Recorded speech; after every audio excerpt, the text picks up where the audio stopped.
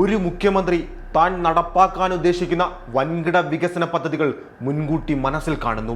പദ്ധതി വരാനിരിക്കുന്ന പ്രദേശങ്ങളിലെ ഭൂമി മുഴുവൻ ചുള്ളുവിലക്കി അദ്ദേഹവും കുടുംബക്കാരും വാങ്ങിക്കൂട്ടുന്നു. തൊട്ടു പിന്നാലെ സംസ്ഥാന ബഡ്ജറ്റിൽ ഈ പ്രദേശങ്ങൾക്കായി വൻ വികസന പാക്കേജുകൾ പ്രഖ്യാപിക്കപ്പെടുന്നു. സ്വാഭാവികമായും ഭൂമി വില കുതിച്ചുയരും. തൊട്ടു പിന്നാലെ കുറഞ്ഞ വിലയ്ക്ക് വാങ്ങിയ ഭൂമി മുഴുവൻ വൻ ലാഭത്തിൽ അയാളും കുടുംബവും വിറ്റഴിക്കുന്നു. ഇത് ഒരു സിനിമാ കഥയെന്ന് തോന്നും, പക്ഷേ അല്ല കേട്ടോ. മധ്യപ്രദേശിൽ ഇപ്പോൾ ഉയർന്നു വന്നിരിക്കുന്ന ഏറ്റവും പുതിയ രാഷ്ട്രീയ കുംഭകോണത്തിന്റെ നേർചിത്രമാണ് ഈ പറഞ്ഞു വന്നത്. മധ്യപ്രദേശ് മുഖ്യമന്ത്രി മോഹൻ യാദവും അദ്ദേഹത്തിന്റെ കുടുംബവുമാണ് ഈ ഗുരുതരമായ ആരോപണത്തിന്റെ നിഴലിൽ ഇപ്പോൾ നിൽക്കുന്നത്.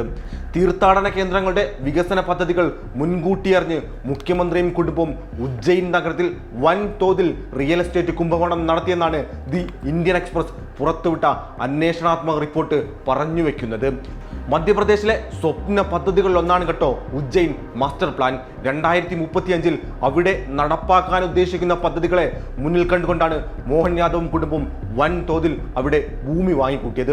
ഈ പ്രദേശങ്ങളിലെ കണ്ണായ സ്ഥലങ്ങളെല്ലാം ഇവരുടെ കൈവശമാണെന്നാണ് റിപ്പോർട്ട് അടിവരയിട്ടു പറയുന്നത്.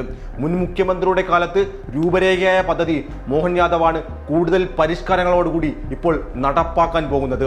ഇതോടുകൂടിയാണ് ഉജ്ജയിൻ നഗരത്തിൽ ഭൂമിയുടെ വിപണി മൂല്യം കുതിച്ചു കയറിയത്. ഇത് മുതലെടുത്ത് ഭൂമി വൻ ലാഭത്തിൽ വിൽക്കുകയായിരുന്നു അദ്ദേഹവും അദ്ദേഹത്തിന്റെ കുടുംബവും. ഇത് മാത്രമല്ല കേട്ടോ, മോഹൻ യാദവിന്റെ കുടുംബത്തിന് 168 ഏക്കർ ഭൂമിയാണ് ഉജ്ജയിൻ ഭാഗത്ത് നിലവിലുള്ളത്. അതിലേകദേശം 111 ഏക്കറും യാദവ് സർക്കാർ പ്രഖ്യാപിച്ച ഹൈവേ റോഡ് പദ്ധതികൾക്ക് സമീപമാണ്. യാദവ് മുഖ്യമന്ത്രിയായി ചുമതലയേറ്റ ഉടൻ തന്നെ സംസ്ഥാന സർക്കാർ ഈ പ്രദേശങ്ങളിൽ നിരവധി പുതിയ ലിങ്ക് റോഡുകളും ഹൈവേകളും പ്രഖ്യാപിച്ചിട്ടുണ്ട് എന്നും ഇന്ത്യൻ എക്സ്പ്രസ് നടത്തിയ അന്വേഷണാത്മക റിപ്പോർട്ട് പറഞ്ഞു വെക്കുന്നുണ്ട്.